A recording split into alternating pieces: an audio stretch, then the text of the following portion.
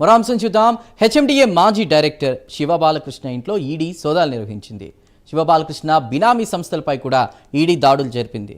బినామీ సంస్థల డైరెక్టర్ల ఇళ్లల్లో కూడా ఈడీ సోదాలు నిర్వహించింది. రికార్డులు, డిజిటల్ ఆధారాలు, ఆస్తి పత్రాలను సీజ్ చేసింది. ఇప్పటికే శివబాలకృష్ణపై ఏసీబీ కేసు కూడా నమోదు చేసింది.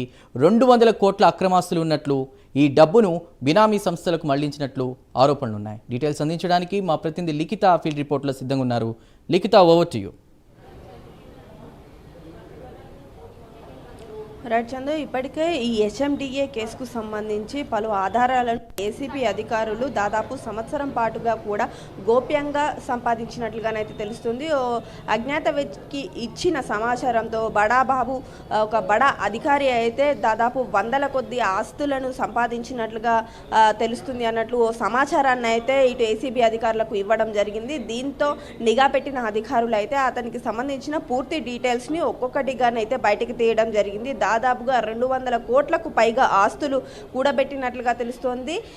చాలామంది తనకు సంబంధించిన సన్నిహితులు కావచ్చు, స్నేహితులు, అదేవిధంగా కుటుంబ సభ్యుల పేర్ల మీదిట విల్లాలు కావచ్చు, అదేవిధంగా ఫ్లాట్లు, అంతేకాకుండా పలు అపార్ట్మెంట్లకు సంబంధించి కూడా ఓన్ అపార్ట్మెంట్ పేర్లు కూడా రాసినట్లుగానైతే తెలుస్తోంది. దీనికి సంబంధించి పూర్తి ఆయనకు వచ్చే జీతం కావచ్చు, అదేవిధంగా ఇతరత్ర విషయాలకు సంబంధించి ఆస్తుల ఆక్రమణ ఏదైతే ఉందో ఆ విషయంలో కూడా పూర్తి స్థాయి వివరాలు బయటకు తీసినప్పుడు విస్తుపోయే విషయాలు ఇందులో బయటపడ్డాయని చెప్పుకోవచ్చు. దాదాపుగా 350 కోట్ల రూపాయలు విలువ చేసే భూములు కావచ్చు, అదేవిధంగా అంటే ఇటు ప్రభుత్వ లెక్కలలో చూసుకున్నట్లయితే ఏదైతే 150 కోట్ల విలువ చేసే భూమి కావచ్చు, అదే బ్లాక్లో చూసుకున్నట్లయితే దాదాపు 350 కోట్ల రూపాయలు విలువ చేసే భూములు కావచ్చు, అంతేకాకుండా బంగారం, వెండి, ఇతరత్ర సామాగ్రికి సంబంధించి కూడా పూర్తి వివరాలను పూర్తి స్థాయిలో అధికారులు తెలుసుకునే విషయం అయితే ముందుకు అడుగులేశారు. అదేవిధంగా ఇటు శివబాలకృష్ణకు సంబంధించి అతని సోదరిళ్లలో కూడా ఇప్పటికే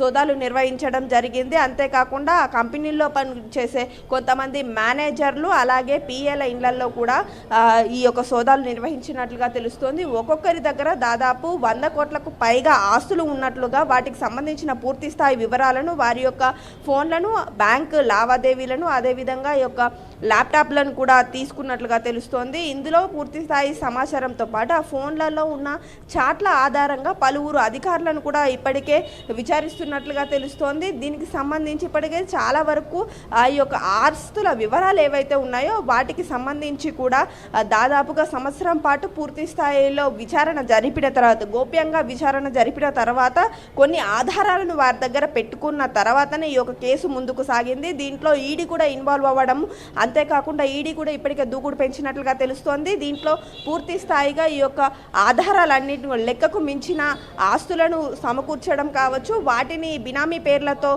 ఉంచే ప్రయత్నం అయితే చేశారు. వారు ఎవరెవరు ఏంటి అనే వివరాలు పూర్తి స్థాయిలో ఈ వాట్సాప్ చాట్ ద్వారానైతే బయటకు తీసినట్లుగా తెలుస్తోంది.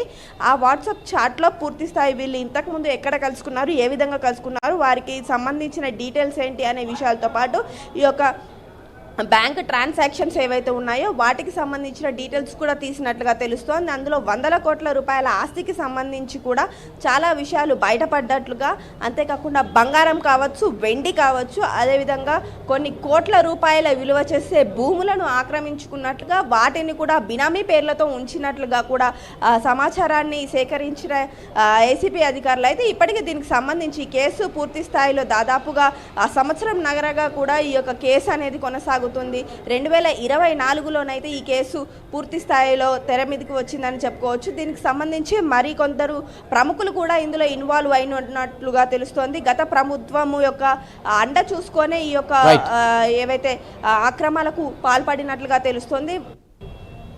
Right Likhita, thank you for the updates.